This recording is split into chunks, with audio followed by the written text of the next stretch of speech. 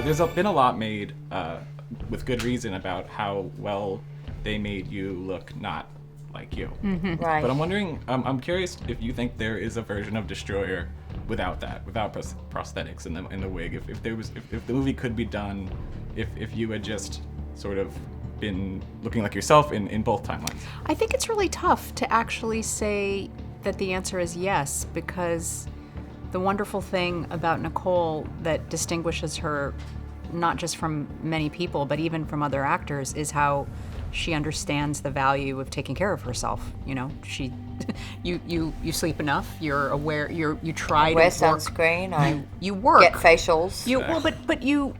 But you. I meditate. You meditate. You do the stuff that this character never does, and she wears her sleeplessness, her stress, her anxiety, her shame.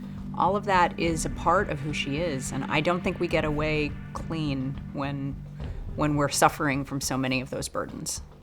And I'm wondering how the extra, the prosthetics, the wig, how that factors into your performance. How do you use it? Is it something you think about, or is it something you sort of just meld into? Meld into.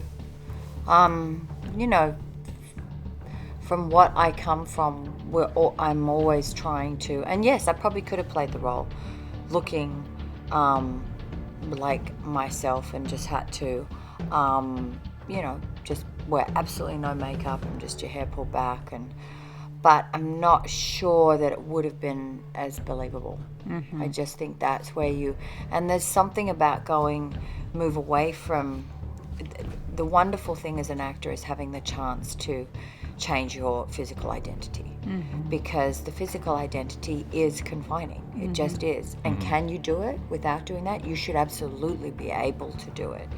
But it is a visual medium, and is there a way in which you can use both the internal and the external to really transport an audience? Yeah, I think there is. What fascinated me, I think, the most about both the character and the performance is her voice. I was wondering how you developed that, because it almost sort of, I was so impressed by how you always sounded like you were straining to talk. It always sounded like you had just spent a night screaming. I'm wondering I'm wondering how you developed that. My voice just was shot. You know, I do certain sort of exercises to get it to become really, really hoarse. And then I got the flu, and then I lost my voice, like literally lost my voice, and I was struggling to speak. And that was through the course of the film. So the whole, real life collided with artistic life. And also I think I just was manifesting because of the, just the way in which I was feeling and living at the time. I was not happy making the film. I was really, it was rough, and I was tired, and I was beaten down, and all of those things as an actor are usable. So rather than try to clean them all up, it's like you just go with it.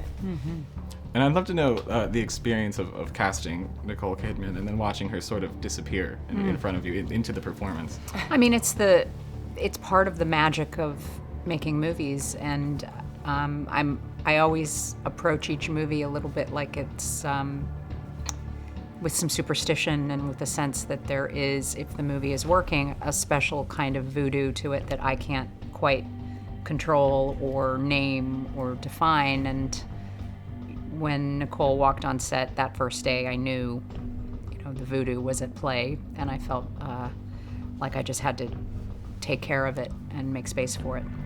Amazing. And without, giving anything away, I was surprised at how this movie plays with time. It plays with the structure of the film, and plays with the linear storytelling. Yes. Was that always the case, or is that something that developed? And if it was always the case, why do you think that's key to the way this movie is presented? Well, it was always the case. It was always on the page that the film was structured in that way. And I think what we're trying to do is tell a story about people who can't let go of the past, and who start to, in living with so much shame and regret that hasn't been dealt with or accounted for, they sort of live, this character, Erin Bell, kind of lives between the past and the present. And so in telling a story that had a lot of circles in it, we were able to sort of see how she lives in this circle, vicious circle in some respects.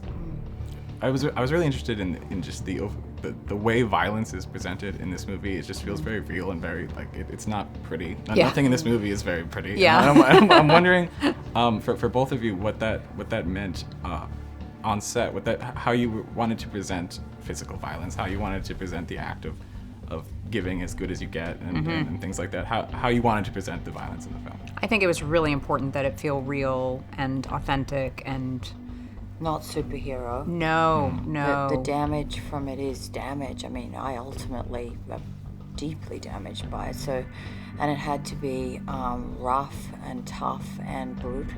Yeah, and it And really I think was. the brutality of it, is also part of, because we were shooting fast and we were trying to do it and we had the stunt coordinator, but a lot of times we're just like on the fly trying to make things work, and that helps, But to see two women fight like that, I mean, that's great to see that. It happens. You just don't get to see it that often, right? And it's interesting that I mentioned that you sort of, your character spends a lot of time getting beat up, but you're also giving as good as you get. And I'm wondering, as an actor, if it's tougher to display violence or display, basically, is it easier to display getting your ass kicked or kicking ass?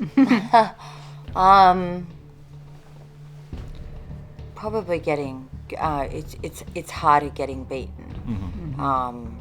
Because, and also the way in which I work, and I wish I was better at it, is I take some of the hits. So I try not, but there's that fear of, oh my gosh, I'm actually going to get really hurt now, and I have been really hurt doing certain sequences, and particularly recent, because I did a lot of it in Big Little Lies and then in this film. So I've had a lot of very human fight scenes where they're not superhero scenes and people are throwing each other around, and a lot of that is you kind of do have to throw each other around. You learn to take falls and everything, but I'm not highly experienced at that, so I just kind of throw myself into it and hope for the best. Which is probably not the best way to be doing it, but Well, I think in this case it turned out very well. Thank you guys so much. Thank you. Congratulations on this film. Yeah.